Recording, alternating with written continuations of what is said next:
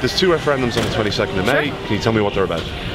One is on marriage equality and the other is got to do with family law and that sort of stuff. I could be completely wrong.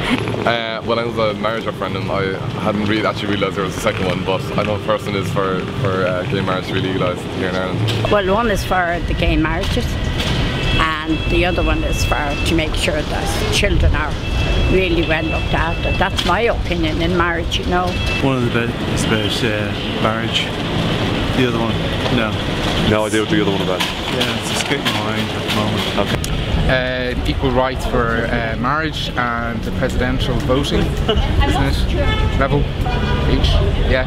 Well, one is for equal marriage, that non-straight people can marry each other. It's about marriage equality. Okay, and there's another referendum. Do you know what that's about? I don't actually know. Okay. And the second is lowering the age of president from 35 down to 21. What do you think of that? Well, to be perfectly honest, I wouldn't want to have seen myself as a president at the age of 21. I think probably 35 is probably a more appropriate age for presidency. Did you know about that? I suppose, why not? Younger people should have a great say now. I'd probably reduce it a bit. Yeah, I don't see why younger people can't go for it. So.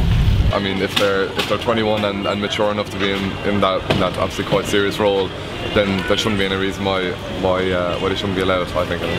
Yes, they probably would be. I don't see why it has to be a higher age, so I think 21 would be fine, yeah. I think 21 is too young. I think 35 is fine. Okay. I'd leave it as it is. So you'll be voting no then on that? I'll be voting no on that, yes. Okay. All right. Well, where did the figure 35 come from in the first place? 21 seems perfectly okay to me.